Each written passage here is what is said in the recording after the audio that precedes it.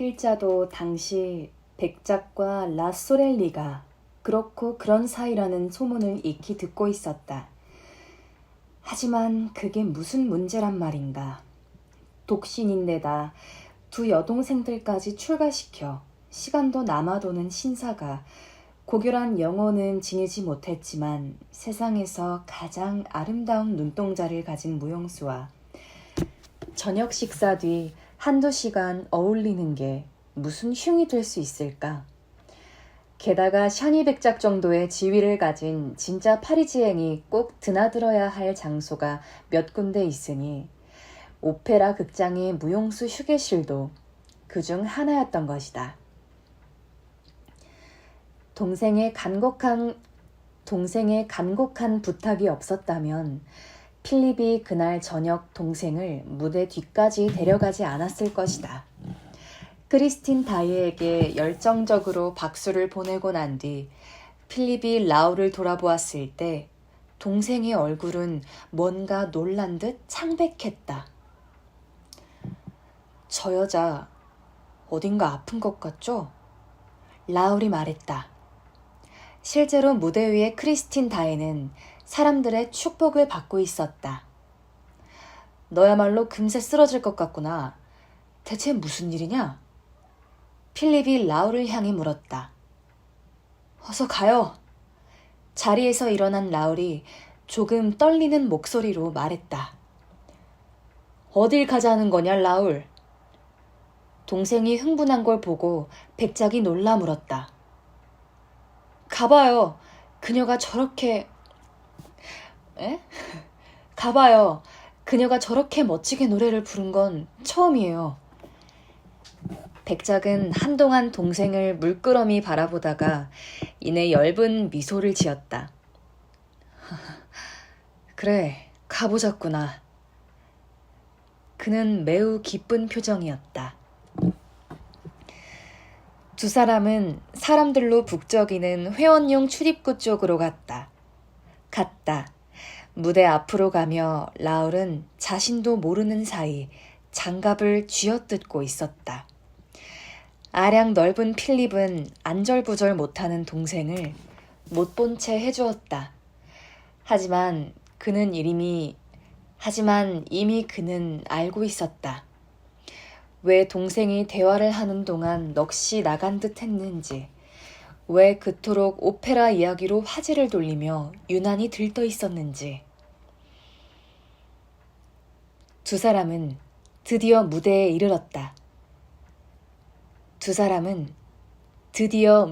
이르렀다. 아니죠. 두 사람은 드디어 무대에 이르렀다. 검은 정장 차림의 사람들이 무리지어 배우 대기실에 몰려들었다. 무대 기술자들의 고함 소리와 극장 관리자들의 애원 섞인 목소리로 극장 안은 떠들썩했다. 방금 무대에서 내려온 무용수들과 어깨를 부딪히며 지나가는 단역 배우, 교체되는 무대 장치, 내려지는 무대 배경, 그리고 실물 무대 장치를 고정하는 망치 소리로 극장 안은 큰 재앙이라도 빠진 듯 했다. 관객의 실크헤트를 찌그러뜨리거나 허리를 삐끗하게 만들기도 하는 이런 소란은 오페라 극장의 막간마다 늘 있는 일이었지만 혼잡을 뚫고 지나가야 하는 금빛 콧수염과 푸른 눈동자에 소녀의 피부를 지닌 젊은이의 혼을 빼놓기에는 충분했다. 게다가 방금 무대 위에서 크리스틴 다에가 성공적인 무대를 끝냈고 무대 밑에서는 조제프 비케가 죽음을 당한 뒤였다. 혼잡이 극에 달했지만 그날의 라울에게 망설임 같은 건 없었다. 그는 어깨를 부딪히며 거침없이 나아갔고 주위의 아우성에도 아랑곳하지 않았다. 머릿속에는 오로지 자기 마음을 사로잡은 주인공을 만나겠다는 일념뿐이었다. 이제는 심장도 자기 것이 아닌 것처럼 느껴졌다. 어릴 적부터 알고 지내던 크리스틴이 눈앞에 나타난 뒤 마음을 빼앗기지 않으려고 노력했다. 그녀를 볼 때마다 솟아나는 달콤한 감정을 자책을 통해 몰아내려고 무던히 애를 썼다. 지긍심이 강하고 신앙심이 깊던 그는 미래의 아내가 될 단 한 사람의 여성만을 사랑하겠다고 마음먹었다. 자신이 여가수와 결혼하리라는 생각은 꿈에도 해본 적이 없었다. 하지만 이런 달콤한 감정은 점차 견디기 힘든 열정에 자리를 내주기 시작했다. 정념인지 사랑인지 아무튼 그의 몸과 마음에는 그런 것들이 자리 잡고 있었다. 마치 누군가 심장을 도려내는 듯 가슴이 너무 아팠다. 가슴속이 텅 비어 다른 누군가의 심장으로 채워넣지 않고는 견딜 수 없을 것처럼. 첫눈에 반한다는 감정을 느껴보지 못한 사람은 결코 이해할 수 없는 마음이었다. 힘들게 뒤를 따르면서도 필립 백작의 입가에는 흐뭇한 미소가 떠나지 않았다. 무대 뒤쪽의 이중문을 열자 1층 왼쪽의 대기실로 이어지는 계단이 나타났다. 라울은 자기들의 소굴에서 내려오는 한 무리의 신참내기 무용수들 앞에 가로막혀야 했다. 짙은 화장을 한 무용수들이 아양을 떨며 말을 붙였지만 라울은 대꾸도 하지 않았다. 형제는 마침내 열성 팬들이 모여 시끄럽게 환호하는 어두운 복도로 접어들었다. 웅성거림 속에서 다해, 다해 하고 외치는 소리가가 들렸다. 동생을 뒤따라오던 백작이 중얼거렸다. 이 녀석이 길을 다 알고 있어. 백작은 동생이 어떻게 이 길을 알고 있는지 궁금했다. 그가 크리스틴을 직접 소개해 준 적은 없었다. 백작이 휴게실에서 라소렐리와 이야기를 나누는 동안 혼자서 그녀를 찾아간 것이 분명했다. 라소렐리는 무대 위에 오르기 직전까지 곁에 있어달라고 백작을 조르곤 했고 무대에서 내려오면 타이즈와 술을 놓은 슈즈를 보호하는 각반을 맡아달라고 부탁하기도 했다. 그녀는 이런 행동을 자신이 어머니를 일찍 여인 탓이라고 변명했다. 라소렐리에게 향하던 발길을 잠시 미룬 채 백작은 다이에게로 몰려가는 사람들을 따라갔다. 복도가 이렇게 북적대는 건 여태껏 본 적이 없었다. 한 여가수의 성공과 그녀의 실신으로 극장 전체가 발칵 뒤집혀 있었다. 크리스틴 다해가 좀처럼 깨어나지 않자 사람들은 극장 전속 의사를 불렀다. 의사는 라울의 뒤에서 사람들 사이를 헤치며 뛰어오고 있었다. 이렇게 의사와 그녀를 사랑하는 젊은이는 동시에 대기실에 도착했고 크리스틴은 한 사람의 보살핌을 받으며 다른 한 사람의 품 안에서 깨어나게 되었다.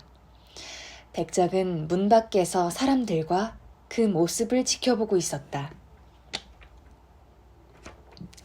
의사 선생님, 모두 대기실에서 내보내야 하지 않을까요?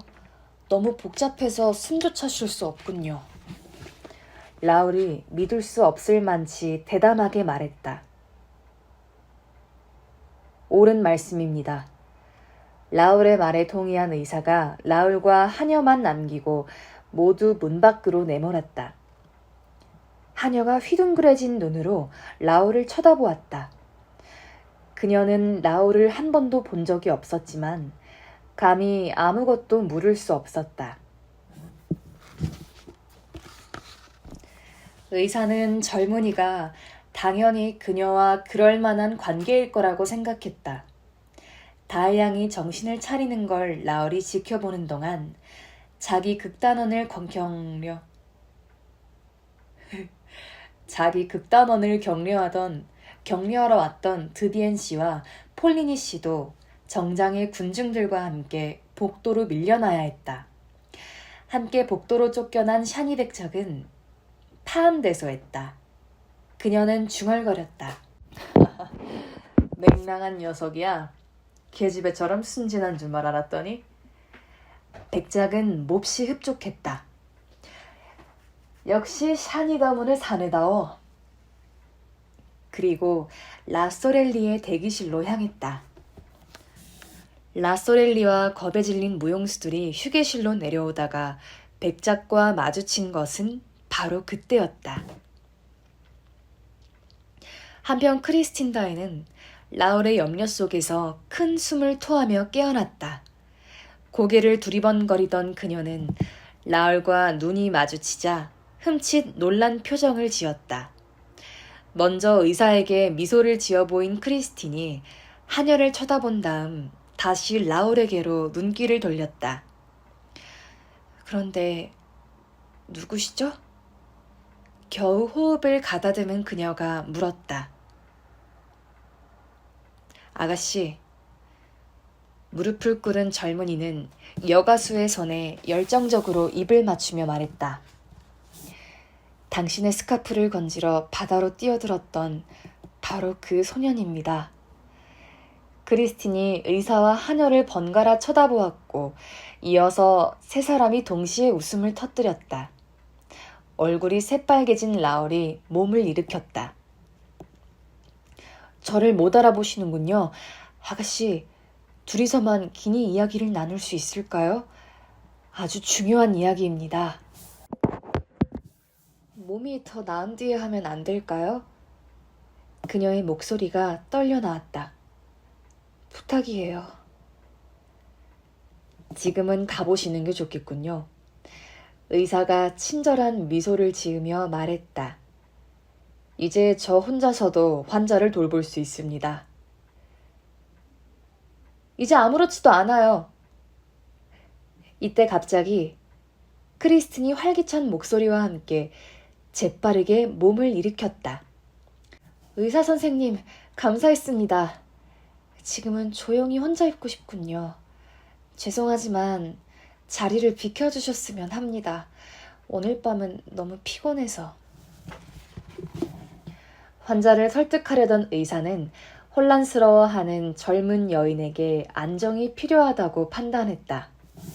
라울과 함께 복도로 나온 의사는 낭패한 표정의 그를 보고 말했다.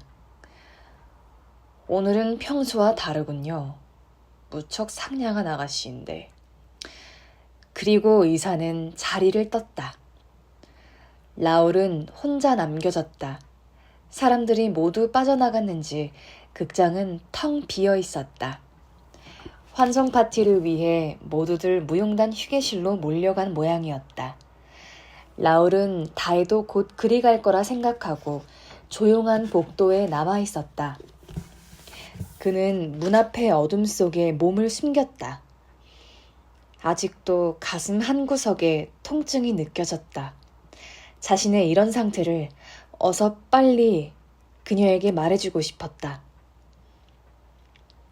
그때 대기실 문이 열리더니 상자를 몇 개 든 하녀가 밖으로 나왔다. 그녀는 하녀의 팔을 붙잡고 다이의 상태를 물었다. 하녀는 웃으며 이제 괜찮아졌지만 지금은 혼자 있고 싶어 하니 방해하지 않는 게 좋겠다고 말한 뒤 사라졌다. 라울의 머릿속에는 오직 한 가지 생각뿐이었다. 다혜가 혼자 있겠다고 한 건 따로 나를 보기 위해서야. 내가 단둘이 할 말이 있다고 하니까 주변을 물리친 거야. 라울은 숨을 죽이고 천천히 문 앞으로 다가갔다. 그런데 기척을 살피고 노크를 하려던 그의 손이 밑으로 떨어졌다. 문 안쪽에서 남자의 목소리가 들렸기 때문이다. 명령조의 말투였다. 크리스틴, 너는 날 사랑해야만 해. 그러자 크리스틴의 고통스러운 목소리가 들렸다. 울고 있는지 그녀의 목소리가 떨리고 있었다. 어떻게 그런 말을 할 수 있어요? 난 오직 당신만을 위해 노래를 불렀는데. 라울은 심장에 강한 통증을 느끼며 문에 몸을 기댔다. 사라져버렸다고 생각한 그의 심장이 어느새 다시 가슴 속으로 들어와 두방망이질 치고 있었다. 그의 심장 소리가 복도까지 울려 퍼져 귀가 먹먹할 지경이었다. 심장 뛰는 소리에 누군가 뛰어나와 시끄럽다며 욕을 해댈 것만 같았다. 아, 무슨 가문의 수치란 말인가. 문 뒤에서 남의 말을 엿듣고 있다니. 그는 진정하려고 두 손으로 심장을 움켜쥐었다. 하지만 개의 주둥이도 아닌데 움켜잡는다 으르렁대는 심장을 누가 막을 수 있겠는가. 다시 남자의 목소리가 들렸다. 오늘은 몹시 피곤하겠군. 오늘 밤 당신에게 영혼을 모두 바쳤으니 전 지금 죽은 목숨이나 다름없어요. 너의 영혼은 정말 아름다웠어. 남자의 웅장한 목소리가 이어졌다. 고맙군. 고맙군. 세상의 어떤 제왕도 이런 선물은 받아보지 못했을 거야. 오늘 밤엔 천사들도 감동의 눈물을 흘렸겠지. 그리고 더 이상 아무 소리도 들리지 않았다. 도저히 자리를 뜰 수 없던 라울은 어둠에 몸을 감춘 채 남자가 방에서 나올 때까지 기다렸다. 사랑과 미움의 감정이 동시에 솟아올랐다. 누구를 사랑하는지는 알고 있다. 이제는 누구를 증오하고 있는지 알고 싶을 뿐. 그때 문이 열렸고 모피 옷을 두르고 베일로 얼굴을 가린 크리스틴이 혼자서 밖으로 나왔다. 그녀는 문을 다시 닫았지만 잠그지는 않았다. 그녀가 사라진 뒤에도 라울의 시선은 닫힌 문에 고정되어 있었다. 복도는 다시 조용했다. 라울은 복도를 빠르게 가로질러 대기실 안으로 들어갔다. 그리고 문을 등진 채 문을 닫았다.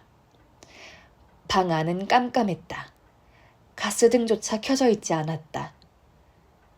거기 누구냐? 라울이 떨리는 목소리로 외쳤다. 숨지 말고 어서 나와! 말하는 동안에도 라울은 문에 등을 기대고 있었다.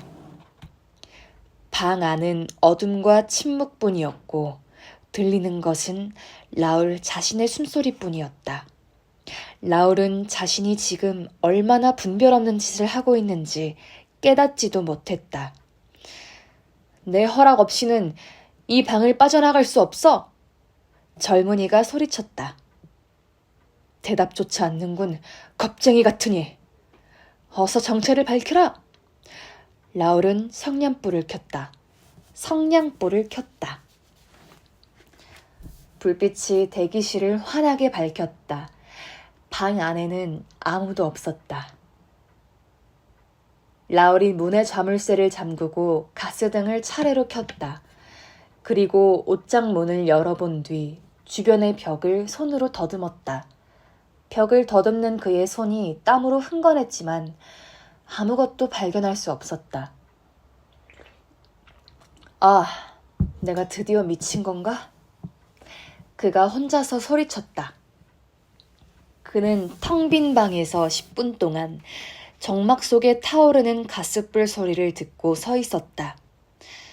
사랑의 눈먼 청년은 여인의 채취가 밴 리본 하나 가져갈 생각도 못했다. 마침내 밖으로 나왔지만 뭘 해야 할지, 어디로 갈지도 알 수 없었다. 갈 곳 없이 배회하는 그의 뺨으로 찬바람이 세차게 달려들었다. 그는 비로소 자신이 계단 밑에 서 있다는 걸 깨달았다. 뒤쪽에서 한때의 인부들이 하얀 천을 씌운 물건을 들것에 싣고 지났다. 출구가 어디죠? 라울이 인부 한 사람에게 물었다. 저기 앞에 문이 열려 있잖소. 자, 길을 좀 비켜주시겠소? 그런데 이건 뭐죠? 라울이 들것을 가리키며 물었다. 조제프 비케시의 시신입니다. 지하 3층 라호르의 왕, 무대장치 벽 앞에서 목을 맸답니다. 라울은 비켜서며 간단히 목례를 하고 밖으로 나왔다. 유령의 계약서. 그동안 환송식이 진행되고 있었다. 앞에서 말했듯이 이 성대한 행사는 평소 아름다운 마무리를 강조했던 드비니 씨와 폴리니 씨의 퇴임을 기념해 마련한 자리였다. 파리의 사교계와 예술계를 주름잡는 인사들이 모두 참여하여 행사를 계획했다. 사람들은 무용 연습실로 모여들었다. 라소렐리 양도 한 손에 샴페인 잔을 든 채 퇴임하는 극장장들을 위해 준비한 환송사를 중얼거리고 있었다. 그녀 뒤에는 고참 신이 날 것 없이 무용수들이 삼삼오오 모여 은밀한 눈빛을 교환하며 낮에 있었던 사건에 대해 수군대고 있었다. 불량제의 전사들의 춤과 시골 무용 공연 막간의 비스듬한 무대장치 위에 차려진 음식들 앞에서도 수다는 그치지 않았다. 몇몇 무용수들은 이미 평상복으로 갈아입었지만 대부분은 아직 얇은 천에 무용 치마를 걸치고 있었다. 모두가 표정 관리를 하는 가운데 15살의 꼬마 잠만 유령이나 조제프 비케의 죽음 따위는 벌써 잊어버린 채 쉴 새 없이 조잘되고 까불어댔고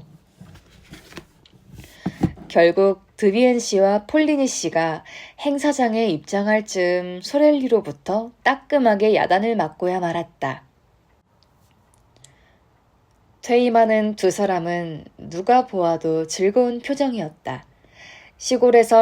시골에서라면 이런 행동이 부자연스러워 보였겠지만 파리였기에 바람직한 모습으로 포장될 수 있었다. 괴로움 앞에서 즐거운 표정을 지어 보이지 못하고 은밀한 기쁨 앞에서 슬픔과 무표정과 무관심의 가면을 쓰지 못하는 사람은 진정한 파리지행이라 할 수 없었다. 친구가 고통을 당할 때 애써 위로하려 들지 말길. 그 친구는 이미 평정을 찾았노라 얘기할 것이다. 친구에게 행복한 일이 생겼더라도 애써 축하하려 들지 말길. 그는 이미 행복을 당연한 것으로 여기고 축하받는 걸 이상하게 생각할 것이다. 파리 사람들은 무도회에서처럼 늘 가면을 쓰고 다닌다. 특히 드비엔 씨와 폴리니 씨처럼 노회한 인물들은 결코 자신의 슬픔을 사람들에게 보여주는 법이 없다. 두 사람은 라소렐리가 환송사를 읽기 시작하자 더욱 과장된 미소를 지어 보였다. 하지만 꼬마 잠이 느닷없이 비명을 질러댔을 때 두 사람의 미소는 적나라한 공포로 일그러졌다. 오페라 유령이다! 공포에 사로잡혀 이렇게 소리친 잠이 손가락으로 신사들 중 한 사람을 가리켰다. 그의 얼굴은 창백하고 음울하고 흉측했으며 눈썹 밑으로 난 2개의 검고 깊은 구멍은 마치 해골 같았다. 오페라 유령이야! 오페라 유령! 그러나 행사장에 있던 사람들은 이내 폭소를 터뜨렸고 오페라 유령이라는 사람에게 술을 권하기 위해 앞다투어 몰려들며 난리법석을 피웠다. 그 사이 유령은 사람들 틈으로 흔적도 없이 사라졌다. 두 노신사가 꼬마 잠을 진정시키려고 애쓰는 동안 옆에서는 꼬마 지리가 그녀를 나무라고 있었다. 라소렐리는 잔뜩 화가 나 있었다. 자신이 준비한 환송사를 마무리할 수 없었기 때문이다. 드비엔 씨와 폴리니 씨는 라소렐리를 포옹하고 감사의 말을 전한 다음 유령처럼 재빨리 사라졌다. 하지만 그들이 황급히 자리를 뜨는 모습에 아무도 놀라지 않았다. 위층의 가수 연회장에서 같은 행사가 열리고 있다는 걸 알고 있었기 때문이다. 어차피 최측근들은 극장장실 밖에 있는 대연회장에서 열리는 진짜 파티에 참석할 예정이었다.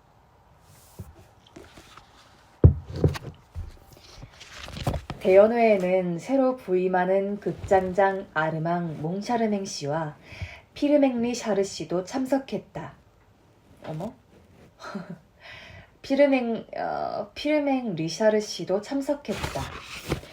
퇴임자들과 후임자들은 서로 잘 알지도 못하면서 친밀감을 내세우며 서로에게 찬사를 보냈다. 덕분에 다소 지루할 것이라 예상되었던 저녁 행사는 시종일관 밝은 분위기에서 진행되었다. 유쾌한 저녁 식사를 마치고 정부를 대표해서 온 인사가 몇 차례의 건배와 함께 과거의 영광과 미래의 성공에 관한 주제로 능숙하게 연설을 마치자 파티 분위기는 더욱 고조되었다. 극장장 자리를 물려주는 절차는 짧게 진행되었다. 전후임자 사이에 남아있던 문제들도 정부 대표단의 중재로 모두에게 만족스럽게 해결되었기에 전 후임 극장장들은 내내 흐뭇한 미소를 짓고 있다. 드비엔 씨와 폴리니 씨는 아르망 몽샤르맹 씨와 피르맹 리샤르 씨에게 오페라 극장의 모든 문들을 열 수 있는 만능 열쇠 2개를 전달했다.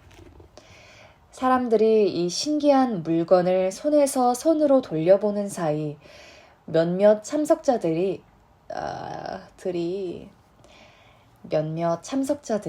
테이블 끝쪽에 앉은 낯선 인물을 발견하고 화들짝 놀란 표정을 지었다. 창백한 얼굴에 눈이 푹 꺼진 괴상한 몰골의 사내는 바로 무용수들의 연습실에 나타난 꼬마 잠으로 하여금 오페라 유령이다! 라고 비명을 지르게 만든 그 사람이었다. 그는 다른 손님들과 함께 자리를 즐기고 있었지만 먹거나 마시지는 않았다. 처음에는 웃으면서 그를 바라보던 사람들도 음산한 분위기에 인해 고개를 돌려버렸다. 아무도 휴게실에서처럼 농담을 주고받지 않았고 저기 오페라 유령이 있다! 라고 소리치지도 않았다. 사내는 아무 말 없이 앉아 있었지만 그가 언제부터 거기에 있었는지 아무도 기억하지 못했다. 하지만 사람들은 그의 존재를 느끼는 순간 산자들의 식탁에 시체가 앉아있는 듯한 섬뜩함에 전율할 수밖에 없었다. 피르맹 리샤르 씨와 아르망 몽샤르맹 씨 쪽 사람들은 이 야윈 손님이 드비엔과 폴리니의 친구라고 생각했고 드비엔 씨와 폴리니 씨 쪽 사람들은 리샤르와 몽샤르맹의 손님이라고 생각했다. 그래서 방금 무덤에서 나온 듯한 그를 향해 불쾌한 기색을 보이거나 기분 상할 만한 농담을 건네는 사람은 없었다. 다만 유령에 대한 소문과 무대 감독이 묘사했던 유령의 모습을 알고 있는 사람들은